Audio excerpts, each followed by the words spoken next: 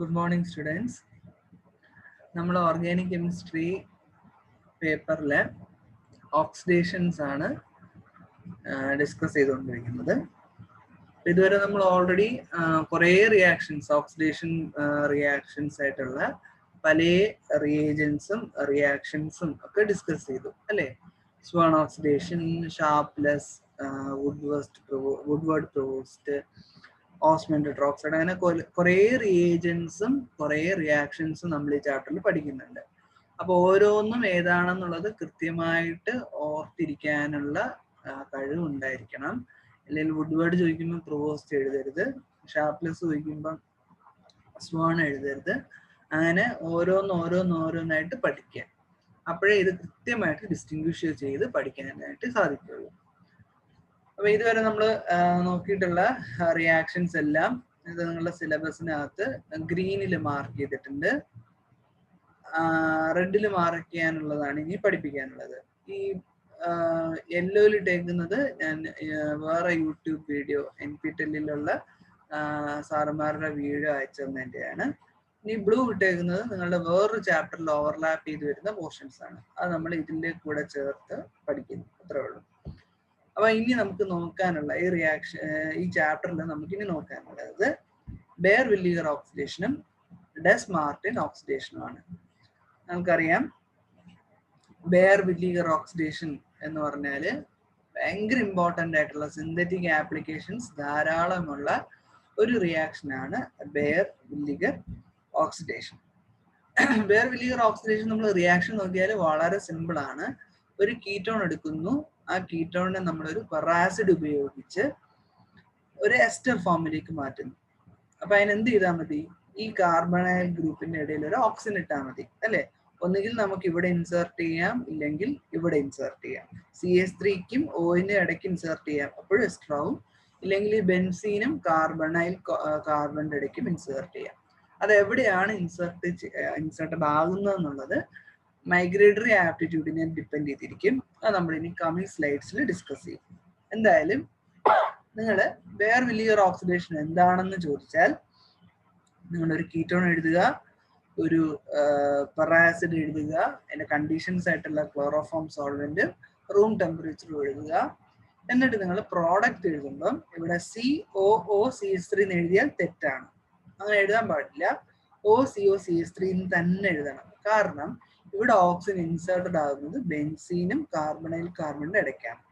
Carbonyl ഓക്സിജന്റെയും മീഥൈലിന്റെയും ഇടയ്ക്കല്ല, ബെൻസീനിന്റെയും കാർബണൈലിന്റെയും ഇടയ്ക്കാണ്.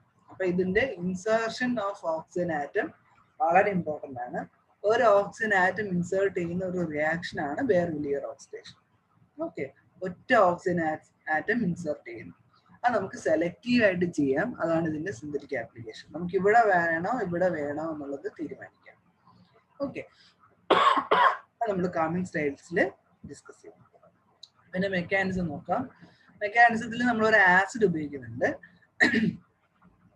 Acid എന്ത് ചെയ്യും? ആദ്യം കീറ്റോൺ, ഇത് ലേബിൾഡ് ഓക്സിജൻ ആണ്, O18 ആയിട്ടുള്ള ലേബിൾഡ് ഐസോടോപ്പിക് ലേബലിംഗ് ആയിട്ട് മെക്കാനിസം അറിയാൻ വേണ്ടിയിട്ടുള്ള ഒരു റിയാക്ഷൻ.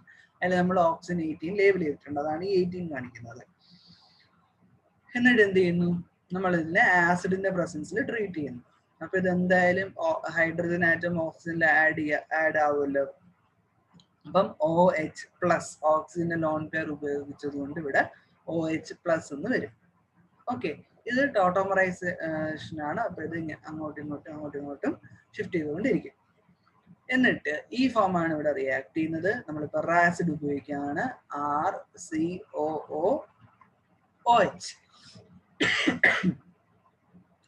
ഇതിലുള്ള RCOOOHലെ H അങ്ങ് ഇളകിപ്പോ -H+ ആവും. അപ്പൊ അതെന്താവും? RCOOO- ആവും. അതായത് ഇവിടെ R' C double bond O ഈ O- എന്ത് ചെയ്യും? കാർബണിൽ അറ്റാക്ക് ചെയ്യും. അപ്പൊ ഇതില് ഈ O- direct attacking to carbon. അപ്പൊ ഈ ഡബിൾ ബോണ്ട് എന്ത് ചെയ്യും? ഓക്സിജനിലേക്ക് ഷിഫ്റ്റ് ചെയ്യും. അപ്പൊ ഓക്സിജന് ലോൺ പെയർ തിരിച്ചു കിട്ടും. അപ്പൊ അതാണ് ഇവിടെ എഴുതി കാണിച്ചിരിക്കുന്നത്. ഈ ഓക്സിജൻ ആറ്റം ടെർമിനലിൽ ഇരിക്കുന്ന മൂന്നാമത്തെ ഓക്സിജൻ ആറ്റവും കാർബണും തമ്മിൽ പുതിയൊരു ബോണ്ട് വരും. RR അവിടെ തന്നെ ഉണ്ട്. Carbon connected to terminal of peracid O. എന്നിട്ട് എന്ത് ചെയ്യുന്ന ഈ ബോണ്ട് ഓക്സിജനിലേക്ക് ഷിഫ്റ്റ് ചെയ്യുമ്പോൾ ഓക്സിജന് ലോൺ പെയർ തിരിച്ചു കിട്ടുന്നു. ഓക്കെ, ഇനി എന്ത് സംഭവിക്കും? ഇനി ഈ ലോൺ പെയർ ഓക്സിജന്റെയും കാർബണിന്റെ ഇടയ്ക്കിലേക്ക് ഷിഫ്റ്റ് ചെയ്യും. ഓക്കെ, ഇത് ഭയങ്കര ഇമ്പോർട്ടന്റ് ആയിട്ടുള്ള ഒരു സ്റ്റെപ്പാണ്. The first step involves protonation. Second step involves addition of peracid to form a tetrahedral intermediate. ഇതൊരു tetrahedral intermediate ആണ്. അടുത്തതാണ് ഏറ്റവും ഇമ്പോർട്ടന്റ് ആയിട്ടുള്ള step, elimination of carboxylate anion and subsequent migration of R group to electron deficient oxygen atom. അതായത് ഈ ഓക്സിജനിൽ ഉള്ള lone pair ഇങ്ങോട്ടേക്ക് shift ചെയ്യും. ഓക്കെ, അപ്പൊ ഈ ഓക്സിജൻ ഇവിടെ നിന്ന് ഇളകി പോകാൻ ഭയങ്കരമായിട്ട് കൊതിച്ചു നിൽക്കുകയാണ്. അപ്പൊ ഇയാൾ എന്ത് ചെയ്യും? ഈ ബോണ്ട് ക്ലീവ് ചെയ്യണം. ഈ ബോണ്ട് ക്ലീവ് ചെയ്ത് R-COO മൈനസ് ആയിട്ടാണ് എലിമിനേറ്റഡ് ആവേണ്ടത്. അപ്പൊ അതിനായിട്ട് ഓക്സിജൻ ആറ്റം എന്ത് ചെയ്യും? ലോൺ പെയർ ഇങ്ങോട്ടേക്ക് കൊടുക്കും. അപ്പം ഈ ഓക്സിജൻ ആറ്റം ഈ ബോണ്ട് ക്ലീവ് ചെയ്യണമല്ലോ. അപ്പൊ ഈ ബോണ്ട് ഇങ്ങോട്ടേക്ക് ക്ലീവ് ചെയ്യുന്നു. ഇയാള് ഡെഫിഷ്യന്റ് ആയി. ഡെഫിഷ്യന്റ് ആകുമ്പോൾ എന്ത് സംഭവിക്കും? ഈ ഡെഫിഷ്യൻസി ഓവർകം ചെയ്യാനായിട്ട് R ഗ്രൂപ്പ് മൈഗ്രേറ്റ് ചെയ്യും. അപ്പൊ ഇവിടെ 2 R ഗ്രൂപ്പ് ഉണ്ട്. ഈ R ഗ്രൂപ്പ് ആരായിട്ടാണോ ഓക്സിജൻ ആറ്റം നന്നായിട്ട് ബോണ്ട് ചെയ്യുന്നത് അയാൾ പ്രിഫറൻഷ്യൽ ആയിട്ട് മൈഗ്രേറ്റ് ചെയ്യും. മനസ്സിലായോ? അതായത് ഇവിടെ 2 R ഗ്രൂപ്പ് കണക്റ്റഡ് ആണ്. ഈ 2 R ഗ്രൂപ്പ് ഇവിടെ കണക്റ്റഡ് ആകുമ്പോൾ ഇതില് 2 ഡിഫറെന്റ് R ഗ്രൂപ്പ് ആണെന്ന് വിചാരിക്കുക. കൂടുതൽ മൈഗ്രേറ്ററി ആപ്റ്റിറ്റ്യൂഡ് ഉള്ള ഒരു R ഗ്രൂപ്പും ലെസ് മൈഗ്രേറ്ററി ആപ്റ്റിറ്റ്യൂഡ് ഉള്ള ഒരു R ഗ്രൂപ്പും ഉണ്ടെന്ന് വിചാരിക്കുക. അതിൽ ഏറ്റവും നന്നായിട്ട് മൈഗ്രേറ്റ് ചെയ്യാൻ കഴിവുള്ള ആള് മൈഗ്രേറ്റ് ചെയ്ത് ഇലക്ട്രോൺ ഡെഫിഷ്യന്റ് ഓക്സിജൻ ആറ്റത്തിലേക്ക് പോകും.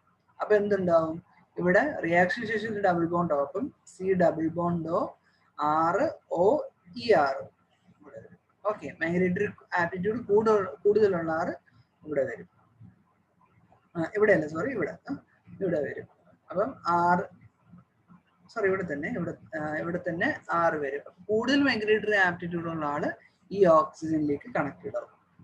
മനസ്സിലായോ? അപ്പൊ ഈ ഓക്സിജൻ ആറ്റം എവിടെയാണ് ഇൻസേർട്ടഡ് ആകുന്നത് എന്നുള്ളത് വളരെ ഇമ്പോർട്ടന്റ് ആണ്. ഓക്കെ, എന്നിട്ട് ഈ ഗ്രൂപ്പ് മൊത്തത്തിൽ മൈഗ്രേറ്റ് ചെയ്ത് R-COO മൈനസ് ആയിട്ട് എലിമിനേറ്റ് ആയി പോകും. അപ്പൊ ഇവിടെ ഇനിയിപ്പോ എന്തുണ്ട്? ഇവിടെ ഇപ്പം പുതുതായിട്ട് ഒരു ഡബിൾ ബോണ്ട് വന്നു. ഓക്സിജൻ ആറ്റത്തിന് ലോൺ പെയർ പോയതുകൊണ്ട് അവിടെ ഒരു പ്ലസ് ആയി. അപ്പം O ഡബിൾ ബോണ്ട് ഈ R ഗ്രൂപ്പ് മൈഗ്രേറ്റ് ചെയ്തല്ലോ, ഇവിടെ OR-ലേക്ക് വരും. ഇത് മൊത്തത്തിൽ എലിമിനേറ്റ് ആയി പോയി. R-COO മൈനസ് ആയിട്ട് എലിമിനേറ്റ് ആയി പോയി. ലാസ്റ്റ് സ്റ്റെപ്പ് ഇതിന്റെ കാർബണൈൽ ഓക്സിജനിൽ ഇരിക്കുന്ന ഹൈഡ്രജൻ ആറ്റത്തിനെ റിമൂവ് ചെയ്യും. അപ്പൊ ഇവിടെ പ്ലസ് പോവും. അപ്പൊ ഈ ഹൈഡ്രജൻ ഇവിടെ ബോണ്ടിങ് പെയറിലിരിക്കുന്ന ഇലക്ട്രോണിനെ ഓക്സിജന്റെ കയ്യിൽ കൊടുത്തിട്ടാണ് പോകുന്നത്. അപ്പൊ H+ ആയിട്ട് എലിമിനേറ്റ് ആവുന്നു. അപ്പൊ ഇയാൾക്ക് ലോൺ പെയർ തിരിച്ചു കിട്ടും. അപ്പൊ നിങ്ങൾക്ക് പ്രോഡക്റ്റ് കിട്ടും. ആൽഡിഹൈഡ് ആയിരുന്ന കീറ്റോൺ ആയിരുന്ന സ്റ്റാർട്ടിങ് കോമ്പൗണ്ട് റിയാക്ടിന്റെ ഒരു എസ്റ്റർ ഫോമിലേക്ക് മാറി. ഇതില് ഈ R ഗ്രൂപ്പിനെക്കാട്ടും മൈഗ്രേറ്ററി ആപ്റ്റിറ്റ്യൂഡ് കൂടുതൽ. അതുകൊണ്ടാണ് ഈ R ഗ്രൂപ്പ് മൈഗ്രേറ്റ് ചെയ്ത് ഓക്സിജന്റെ അടുത്തേക്ക് വന്നത്. ഇയാൾക്കാണ് മൈഗ്രേറ്റിംഗ് ആപ്റ്റിറ്റ്യൂഡ് കൂടുതലെങ്കിൽ ഇയാൾ മൈഗ്രേറ്റ് ചെയ്യും. അങ്ങനെ. അപ്പൊ ഈ സ്റ്റെപ്പാണ് ഇതിൽ ഏറ്റവും ഇമ്പോർട്ടന്റ്. ഈ സ്റ്റെപ്പാണ് ഇതിന്റെ പ്രോഡക്റ്റ് തീരുമാനിക്കുന്നത്. അപ്പം പുതുതായിട്ട് വരുന്ന oxygen atom doesn't come from the reactant. ഇത് നമ്മൾ കൊടുക്കുന്ന ഓക്സിജൻ ആണ് ഇവിടെ ഇൻസേർട്ടഡ് ആവുന്നത്. പെറാസിഡിലുള്ള ഓക്സിജൻ ആറ്റം ആണ് ഇവിടെ ഇൻസേർട്ടഡ് ആവുന്നത്. കീറ്റോണിലുള്ള കാർബണൈൽ ഓക്സിജൻ അവിടെ തന്നെ ഉണ്ട്. ഓക്കെ, അതാണ് ഈ ലേബലിംഗ് സ്റ്റഡിയുടെ ഇമ്പോർട്ടൻസ്. ഓക്കെ, ഇനി മൈഗ്രേറ്ററി ആപ്റ്റിറ്റ്യൂഡ് എന്ന് പറഞ്ഞാൽ എന്താണ്? മൈഗ്രേറ്ററി ആപ്റ്റിറ്റ്യൂഡ് എന്ന് പറഞ്ഞാൽ മൈഗ്രേറ്റ് ചെയ്യാനുള്ള ആപ്റ്റിറ്റ്യൂഡ്, മൈഗ്രേറ്റ് ചെയ്യാനുള്ള കഴിവ്. ചില ഗ്രൂപ്പിന് മൈഗ്രേറ്റ് ചെയ്യാനുള്ള പവർ കൂടുതലാണ്, എസ്പെഷ്യലി അരോമാറ്റിക് ഗ്രൂപ്പ്സ്. കാരണം അതിന് 2 കൈയില് നമ്മൾ നെയ്ബറിംഗ് ഗ്രൂപ്പ് പാർട്ടിസിപ്പേഷൻ പഠിപ്പിച്ചും പറഞ്ഞതാണ്. അപ്പുറത്തേക്കും ഇപ്പുറത്തേക്കും ബോണ്ട് 2 കൈയും ഉപയോഗിച്ച് ബോണ്ടിങ് ഉണ്ടാക്കാൻ കഴിവുള്ള ആൾക്കാർക്ക് കൂടുതൽ നന്നായിട്ട് നെയ്ബറിംഗ് ആൻകോമറിക് അസിസ്റ്റൻസ് കാണിക്കാൻ പറ്റും. അതേപോലെ മൈഗ്രേറ്ററി ആപ്റ്റിറ്റ്യൂഡ് കൂടുതൽ എപ്പോഴും അരോമാറ്റിക് ഗ്രൂപ്പിനായിരിക്കും. അപ്പൊ aromatic groups migrate in preference to methyl and primary alkyl group. ഇല്ല, അരോമാറ്റിക് അല്ലാത്ത അലിഫാറ്റിക് ആയിട്ടുള്ള ഗ്രൂപ്പിൽ ഏറ്റവും നന്നായിട്ട് മൈഗ്രേറ്റ് ചെയ്യുന്നത് ടെർഷറി ആണ്. ടെർഷറി കാർബൺ ആറ്റം, അത് കഴിഞ്ഞ് സെക്കൻഡറി, അത് കഴിഞ്ഞ് പ്രൈമറി, ഏറ്റവും ലാസ്റ്റ് ആണ് മീഡിയൽ ഗ്രൂപ്പ്. അപ്പം അരോമാറ്റിക് ആയിട്ടുള്ള ഒരു അലിഫാറ്റിക് ആയിട്ടുള്ള ഒരു റിയാക്ടന്റിലാണ് നിങ്ങൾ റിയാക്ഷൻ ചെയ്യുന്നതെങ്കിൽ ടെർഷറി ഗ്രൂപ്പ് ഏറ്റവും നന്നായിട്ട് മൈഗ്രേറ്റ് ചെയ്യും. അത് കഴിഞ്ഞ് സെക്കൻഡറി, അത് കഴിഞ്ഞ് പ്രൈമറി, അത് കഴിഞ്ഞ് മീഥൈൽ. അപ്പോൾ ഒരു ടെർഷറി ഗ്രൂപ്പ് കണക്റ്റഡ് ടു കാർബണിൽ oxygen connected to methyl group. അതായത് ഈ കാർബണൈൽ ഗ്രൂപ്പിന്റെ ഇവിടെ ഒരു ടെർഷറി കാർബണും ഇവിടെ ഒരു മീഥൈൽ ഗ്രൂപ്പും ആണെങ്കിൽ റിയാക്ഷൻ ശേഷം ഓക്സിജൻ ഏത് സൈഡിൽ വരും? ടെർഷറി ഗ്രൂപ്പ് ഇരിക്കുന്ന സൈഡിൽ ഓക്സിജൻ വരും. അപ്പൊ ഇവിടെയാണ് ഓക്സിജൻ, ഇവിടെ ഓക്സിജൻ വരും, ഇവിടെ ടെർഷറി ആയിരിക്കും, ഇവിടെ പ്രൈമറി കാർബൺ അല്ലെങ്കിൽ മീഥൈൽ കാർബൺ ആയിരിക്കും. മനസ്സിലായോ? അങ്ങനെ. ഇനി അറൈൽ ഗ്രൂപ്പിൽ ഏറ്റവും നന്നായിട്ട് പ്രിഫറൻഷ്യൽ ആയിട്ട് മൈഗ്രേറ്റ് ചെയ്യുന്നത് പാരാമിഥോക്സി കോമ്പൗണ്ട് ആണ്. പാരാ പൊസിഷനിൽ OMe ഉള്ള ചെയിൻസ്, സബ്സ്റ്റിറ്റ്യൂഷൻസ് ഉള്ള chain greater than phenyl. Phenyl ഉണ്ടെങ്കിൽ ഫിനൈൽ മൈഗ്രേറ്റ് ചെയ്യും. അത് കഴിഞ്ഞിട്ടാണ് പാരാനൈട്രോ. അപ്പൊ ഈ കോമ്പൗണ്ട് നോക്കി ഇതൊരു പാരാനൈട്രോ ആണ്. ഈ കാർബണൈലിനെ വെച്ച് നോക്കുമ്പോൾ ഇതൊരു പാരാനൈട്രൈൽ ആണ്, ഇതൊരു ഫിനൈൽ ഗ്രൂപ്പാണ്. ആര് നന്നായിട്ട് മൈഗ്രേറ്റ് ചെയ്യും? ആദ്യം ഫിനൈൽ മൈഗ്രേറ്റ് ചെയ്യും. അപ്പം റിയാക്ഷനിൽ ആദ്യം ഇവിടെ ഒരു H+ വരും അല്ലെ, എന്നിട്ട് നമ്മൾ പെറാസിഡ് ഉപയോഗിക്കുമ്പം ആ കാർബോക്സിലേറ്റ് എസ്റ്റർ എന്ത് ചെയ്യും? CO- എന്ത് ചെയ്യും? ഇവിടെ ഒന്ന് അറ്റാക്ക് ചെയ്യും, കാർബൺ അറ്റാക്ക് ചെയ്യും. അപ്പൊ ഇവിടെ പുതുതായിട്ടൊരു O ലിങ്കേജ് വരും. ആ ഓക്സിജനിലേക്ക് ആര് മൈഗ്രേറ്റ് ചെയ്യും? ഫീനൈൽ മൈഗ്രേറ്റ് ചെയ്യും. ഓക്കെ, ബാക്കിയുള്ള എലിമിനേഷൻ ഒക്കെ നടക്കും. തിരിച്ച് ഇയാൾ ഡബിൾ ബോണ്ട് ആവും. അപ്പൊ പ്രോഡക്റ്റ് എന്താവും? Oxygen connected to phenyl ring. കാരണം ഫിനൈലിനാണ് പാരാനൈട്രോ ഫിനൈലിനെ കാറ്റും മൈഗ്രേറ്ററി ആപ്റ്റിറ്റ്യൂഡ് കൂടുതൽ. മനസ്സിലായോ? അപ്പൊ ഈ മൈഗ്രേറ്ററി ആപ്റ്റിറ്റ്യൂഡ് ആണ് ശരിക്കും ഇതില് പ്രോഡക്റ്റ് തീരുമാനിക്കുന്നത്. ഇപ്പൊ മൈഗ്രേറ്ററി ആപ്റ്റിറ്റ്യൂഡ് ആണ് ശരിക്കും ഒരു ബെയർ വിനീഗർ ഓക്സിഡേഷനിൽ പ്രോഡക്റ്റ് എന്താണെന്നുള്ളത് തീരുമാനിക്കുന്നത്. അപ്പൊ അത് വളരെ ഇമ്പോർട്ടന്റ് ആയിട്ടുള്ള ഒരു ഫാക്ടറാണ്. ഇതിന്റെ ആപ്ലിക്കേഷൻസ് നോക്കാം. It has great synthetic applications. കാരണം ഇത് സിമ്പിൾ ആയിട്ട് കീറ്റോണിനെ നമുക്ക് എസ്റ്റർ ആയിട്ട് മാറ്റാൻ പറ്റും. വെറുതെ ഒരു പെറാസിഡ് വെച്ച് റിയാക്ട് ചെയ്താൽ മതി. ടെമ്പറേച്ചർ ഇല്ല, സാധാരണ ഓർഗാനിക് സോൾവെന്റ്സ് മതി. ഇതൊക്കെ ഇതിന്റെ ഒരു അഡ്വാൻറ്റേജ് ആണ്. Okay, and the reaction works well with cyclic and acyclic ketone. Cyclic കീറ്റോണിലും അസൈക്ലിക് കീറ്റോൺസിലും ഇത് നന്നായിട്ട് വർക്ക് ചെയ്യും. ഇതെല്ലാം സൈക്ലിക് കീറ്റോൺസ് ആണ്. ഇതിൽ നിങ്ങൾ നോക്കി നോക്കൂ, ഇതൊരു 5 മെമ്പേർഡ് റിംഗ് ആണ്, സൈക്ലോപെന്റനോൺ ആണ്. അതിലേക്ക് നിങ്ങൾ ഒരു പെറാസിഡ് ആഡ് ചെയ്യുമ്പോഴത്തേക്കും ഇത് എവിടെ വന്നാലും ഒരേപോലെയാണ് അല്ലെ. മൈഗ്രേറ്ററി ആപ്റ്റിറ്റ്യൂഡ് ഇത്രയും ഭാഗത്തിനും ഇത്രയും ഭാഗത്തിനും എവിടെ വന്നാലും ഇവിടെ വന്നാലും സെയിം തന്നെയാണ്. നിങ്ങൾക്ക് ഗാമ വലേറോ ലാക്ടോൺ ഉണ്ടാക്കിയെടുക്കാൻ ബെയർ വിനീഗർ ഓക്സിഡേഷൻ വെച്ച് ഇതിൽ സാധിക്കും. പിന്നെ ഈ റിയാക്ഷൻ ഇത് ഭയങ്കര ഇമ്പോർട്ടൻ്റ് ആണ്. ബ്രിഡ്ജ് ഹെഡുള്ള ഒരു കോമ്പൗണ്ടിലേക്ക് നിങ്ങൾ പെറാസിഡ് ആഡ് ചെയ്യുമ്പോഴത്തേക്കും ആ ബ്രിഡ്ജ് ഹെഡിനും മീഥൈൽ ഗ്രൂപ്പ് ഇവിടെയും O വരാം, ഇവിടെയും O വരാം. എപ്പോഴും ഇതൊരു ടെർഷറി ഇതാണല്ലോ, അങ്ങനെയും നിങ്ങൾക്ക് ചിന്തിക്കാം. അല്ലെങ്കിൽ ബ്രിഡ്ജ് ഹെഡിന് അഡ്ജസ്റ്റന്റ് ആയിട്ട് ഓക്സിജൻ വരുള്ളൂ എന്നും ചിന്തിക്കാം. അപ്പൊ എപ്പോഴും ബ്രിഡ്ജ് ഹെഡിന് അഡ്ജസ്റ്റന്റ് ആയിട്ട് വരാൻ ഈ എക്സാമ്പിളും അങ്ങനെ തന്നെയാണ്. ഇവിടെയും ഓക്സിജൻ വരാം, ഇവിടെ ഓക്സിജൻ വരാം. ബ്രിഡ്ജ് ഹെഡിന് അടുത്തായതുകൊണ്ട് ഇവിടെ ഓക്സിജൻ വരുള്ളൂ. അപ്പൊ ഇവിടെ പുതുതായിട്ട് ഒരു ഓക്സിജൻ വരും, പിന്നെ ബാക്കിയെല്ലാം പഴയ പോലെ. ഓക്കെ, ഇവിടെ നോക്കൂ, ഇതൊരു അലിഫാറ്റിക് കോമ്പൗണ്ടിന് എക്സാമ്പിൾ ആണ്. ഇവിടെ 2 കീറ്റോൺ ഉണ്ട്. 2 കീറ്റോൺ ഡൈകീറ്റോൺസിലും ഇയാള് വർക്ക് ചെയ്യും. ഇതിന്റെ ഇടയിൽ ഒരു ഓക്സിജൻ ആറ്റം വന്ന് ഇൻസേർട്ടഡ് ആവും. ഓക്കെ, അതിലപ്പം മൈഗ്രേറ്ററി, ഇതിപ്പോ സിമെട്രിയിൽ ആയതുകൊണ്ട് മൈഗ്രേറ്ററി ആപ്റ്റിറ്റ്യൂഡ് ഇതിൽ ഇമ്പോർട്ടൻ്റ് അല്ല. ഇനി ആപ്ലിക്കേഷൻസ് ധാരാളം ഉണ്ട്. പറഞ്ഞുകൊണ്ടിരുന്നതന്നെ തന്നെയാണ്. ബെയർ വിനീഗർ is a useful protocol for the synthesis of large ring lactone. Lactone എന്ന് പറഞ്ഞാൽ ഇന്റേണൽ എസ്റ്റേഴ്സ്. ലാക്ടോൺ ഉണ്ടാക്കിയെടുക്കാനായിട്ട് പറ്റും. ഇത് ലാർജ് റിംഗ് ആയിട്ടുള്ള ഒരു കോമ്പൗണ്ടിൽ പെറാസിഡ് ഉപയോഗിച്ചാൽ ഇതിന്റെ ഇവിടെ വരും, അല്ലെങ്കിൽ ഇവിടെ വരും. രണ്ടിവിടെ വന്നാലും ഒന്ന് തന്നെയാണ്. അപ്പം അങ്ങനെ ലാർജ് റിങ്സിലും ഇയാൾ വർക്ക് ചെയ്യും. മാത്രമല്ല ഗുഡ് ഈൽഡിലായിരിക്കും കിട്ടുന്നത്. നല്ല ഈൽഡിൽ ഇന്റേണൽ എക്സ്ട്രാ ആയിട്ടുള്ള ലാക്ടോൺസ് കിട്ടുക. അപ്പൊ ഇത്രയാണ് ബെയർ വിനീഗർ ഓക്സിഡേഷന് മെയിൻ ആയിട്ട് പഠിക്കാനുള്ളത്. ബെയർവിൽ ലീഗർ ഓക്സിഡേഷന് വളരെ ഇമ്പോർട്ടൻ്റ് ആണ്, പരീക്ഷയ്ക്ക് അത് നിർബന്ധമായും അറിഞ്ഞിരിക്കുക. ഇനി അടുത്തൊരു ഓക്സിഡേഷൻ റിയാക്ഷൻ ഡെസ്മാർട്ടിൻ ഓക്സിഡേഷൻ. ഇത് കൂടുതലും ഈ റിയാക്ഷൻ അറിയപ്പെടുന്നത് ഡെസ്മാർട്ടിൻ പെർ അയോഡിനെയിൻ റിയേജന്റ് ഉപയോഗിച്ചിട്ടുള്ള റിയാക്ഷൻ എന്നാണ് പറയാം. അതായത് ഇതിൽ മെയിനായിട്ട് ഉപയോഗിക്കുന്നത് ഡെസ്മാർട്ടിൻ പെർ അയോഡിനെയിൻ എന്ന് പറയുന്ന റിയാക്ഷനാണ്, റിയേജന്റ് ആണ്. അപ്പം DMP ഓക്സിഡേഷൻ എന്നും ഈ റിയാക്ഷനെ പറയുന്നു. ഓക്കെ, ഇത് കണ്ടുപിടിച്ചത് ഹൈപ്പർ വാലന്റ് അയഡിൻ കോമ്പൗണ്ട് ഉപയോഗിച്ചിട്ടുള്ള ഒരു ഓക്സിഡേഷൻ റിയാക്ഷൻ ആണ് കണ്ടുപിടിച്ചത് ഡെസ് ആൻഡ് മാർട്ടിൻ. അതുകൊണ്ടാണ് ആ റിയാക്ഷൻ വന്നത്. ഡാനിയൽ ബെഞ്ചമിൻ ഡെസും ജെയിംസ് കുള്ളൻ മാർട്ടിനും ഇവർ രണ്ടുപേരും കൂടെ ചേർന്നിട്ടാണ് ഈ റിയേജന്റ് ഉണ്ടാക്കിയെടുത്തത്. ഈ റിയാക്ഷന്റെ ആപ്ലിക്കേഷൻസ് പുറത്തു കൊണ്ടുവന്നത്. ഇതൊരു സെലക്റ്റീവ് ആയിട്ട് ഓക്സിഡൈസ് ചെയ്യുന്ന ഒരു റിയേജന്റ് ആണ്. ഏറ്റവും ഇമ്പോർട്ടൻ്റ് ആയിട്ടുള്ള അഡ്വാൻറ്റേജ് എന്താന്ന് പറഞ്ഞാൽ ആസിഡ് വേണ്ട. ആസിഡ് യാതൊരു നിർബന്ധമില്ല. നമ്മൾ ഇതുവരെ ഇപ്പം തൊട്ടുമുമ്പ് പഠിച്ച റിയാക്ഷനിൽ പോലും ആസിഡ് മീഡിയം വേണം, പക്ഷെ ഇത് ന്യൂട്രൽ കണ്ടീഷൻസിൽ വർക്ക് ചെയ്യും. ഈ റിയാക്ഷൻസിന്റെ പ്രത്യേകത അത് തന്നെയാണ്. ഈ DMP oxidation works under neutral conditions. Okay, നമുക്ക് ആദ്യം എങ്ങനെയാണ് DMP റിയേജന്റ് ഉണ്ടാക്കിയെടുക്കുന്നത് എന്ന് നോക്കാം. അപ്പൊ അതിന്റെ ഒരു സ്റ്റാർട്ടിങ് കോമ്പൗണ്ട് എന്ന് പറയുന്നത് 2-iodo ബെൻസോയിക് ആസിഡ്. ഇത് ബെൻസോയിക് ആസിഡ് ആണ് സെക്കൻഡ് പൊസിഷനിൽ ആഡ് ചെയ്തിരിക്കുന്നത്. അപ്പം 2-iodo ബെൻസോയിക് ആസിഡും പൊട്ടാഷ്യം ബ്രോമേറ്റ് KBrO3 ഇത് രണ്ടും കൂടെയുള്ള റിയാക്ഷനിലാണ് ഇത് ഫസ്റ്റ് പ്രോഡക്റ്റ് ഉണ്ടാകുന്നത്. അപ്പൊ നോക്കൂ, ഇതില് എങ്ങനെയാണ് റിയാക്ഷൻ ചോദിച്ചാൽ ഈ H ആദ്യമേ എലിമിനേറ്റ് ആയി പോകും. അപ്പൊ ഇതെന്തോ O മൈനസ്. ഈ അയഡിനിലേക്ക് ഒരു OH ഒരു O മൈനസും റിയാക്ട് ചെയ്യും. എന്നിട്ട് ഈ O മൈനസ് അയഡിനിലേക്ക് അറ്റാക്ക് ചെയ്യും. ഓക്കെ, അപ്പൊ ഈ ഓയും അയഡിനും തമ്മിൽ H പോയി, H+ ആയിട്ട് പോയി. അപ്പൊ O മൈനസ് അയഡിനും കൂടെ റിയാക്ട് ചെയ്യുന്നു.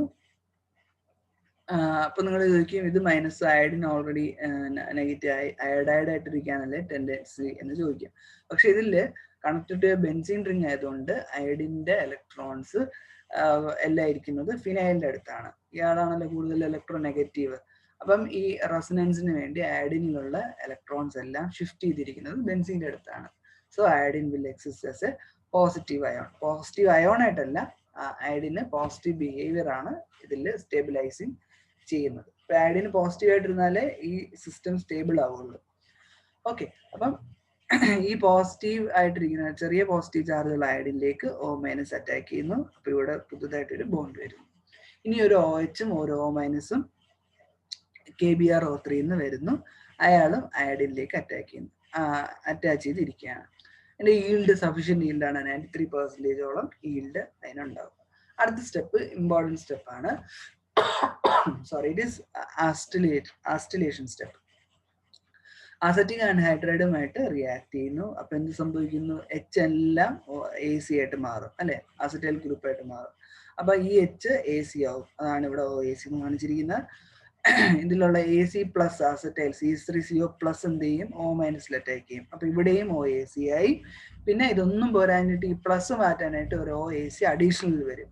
OAC മൈനസ് അയഡിൻ പ്ലസിലേക്ക് അറ്റാച്ച് ചെയ്യും. അപ്പൊ എത്ര OAC അറ്റാച്ച്ഡ് ആയി? 3 OAC അയഡിനിലേക്ക് അറ്റാച്ച്ഡ് ആയി. ഓക്കെ, ഇതാണ് DMP റിയേജന്റ്. വേറെ ഒരു വ്യത്യാസമില്ല, ഇതിന്ന് വേറെ ഒരു വ്യത്യാസമില്ല. ഈ H പോയി അവിടെ AC വരും, O മൈനസിൽ AC പ്ലസ് അറ്റാക്ക് ചെയ്യും. പിന്നെ ഇതൊന്നും പോരാഞ്ഞിട്ട് പുതിയൊരു OAC മൈനസ് I+ൽ അറ്റാക്ക് ചെയ്യും.